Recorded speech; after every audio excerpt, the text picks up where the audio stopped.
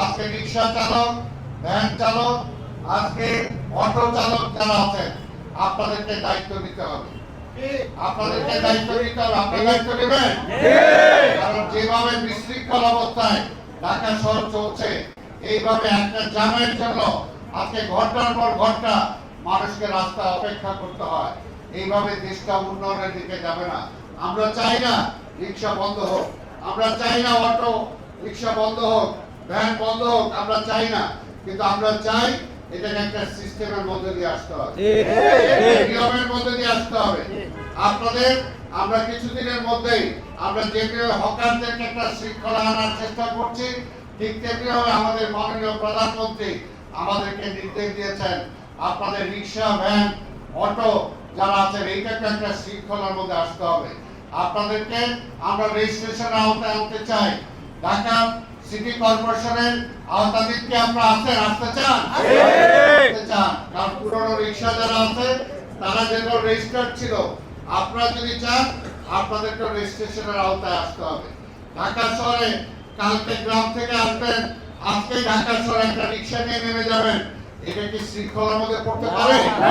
এটা শৃঙ্খলায় পড়ে না। কাজেই আজকে কেরানীগঞ্জ থেকে আপনি ব্রিজ পার হয়ে ঢাকা শহরে এসে রিক্সা চালাবেন, এটা কি নিয়মের মধ্যে পড়তে পারে? এটা পড়তে পারে না। আজকে নরসিংদী থেকে, আজকে গাজীপুর থেকে, আজকে ইভেন উত্তর সিটি কর্পোরেশন আজকে আলাদা হয়ে গেছে।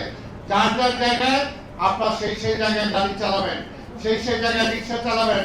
আমরা এটা নিয়মের মধ্যে, শৃঙ্খলার মধ্যে এনে দেব। ভ্যান চালক ভাইদেরও আমরা নিয়মের মধ্যে এনে দেব। আজকে এই নিয়মের মধ্যে যদি আসতে পারি তাহলে রাস্তার যানজট কমে যাবে। ফুটপাত আজকে জনগণের জন্য আমরা করেছি, কিন্তু দেখেন ফুটপাতে আজকে জনগণ চলতে পারে না। জনগণ অভিযোগ আমরা অনেক জায়গা থেকে হকার থেকে সেখানে তুলেছি, তাদের জন্য আমরা বিকল্প ব্যবস্থা করেছি। ঈদের জন্য আমরা কিছুটা স্থির ছিলাম, ঈদ চলে গিয়েছে, এখন সেটাকে আবার আমরা কার্যকর করার জন্য চেষ্টা করব।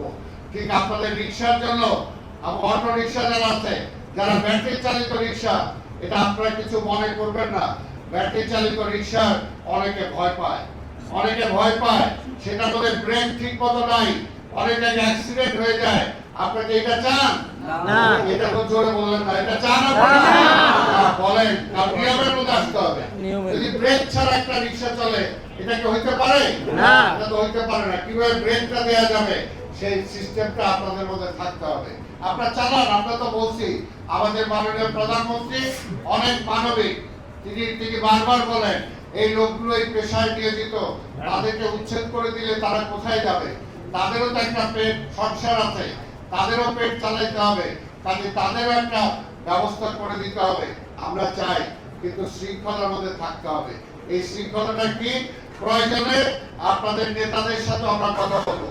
রিক্সা, ভ্যান, অটো চালক, আপনাদের নেতাদের সাথে আমরা কথা বলবো। আপনারাই বলেন, আপনারাই সাজেশন দেন কিভাবে ঢাকা শহরটাকে